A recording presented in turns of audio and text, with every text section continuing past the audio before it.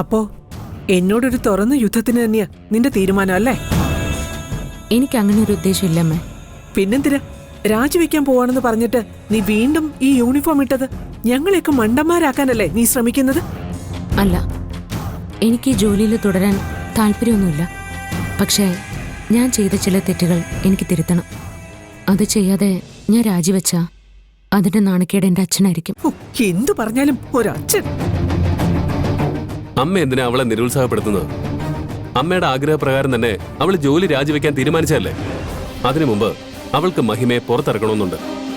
ഏതൊരു ചേച്ചിക്കും അങ്ങനെ ഒരു ആഗ്രഹം ഉണ്ടാവില്ലേ? പ്രത്യേകിച്ച് മഞ്ജു കാരണം മഹിമ അറസ്റ്റിലായതുകൊണ്ട്. അതിന് ഇവള് തന്നെ അന്വേഷണം നടത്തണമെന്നുണ്ടോ? ഇവൾ അന്വേഷിച്ചതിന്റെ ഗുണമൊക്കെ നമ്മൾ കണ്ടതല്ലേ?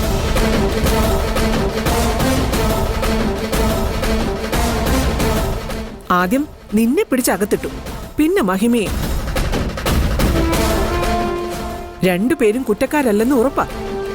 ഇനി അന്വേഷണം നടത്തി മറ്റേതെങ്കിലും നിരപരാധികളെ ജയിലിലടയ്ക്കാനുള്ള പരിപാടിയാണോ?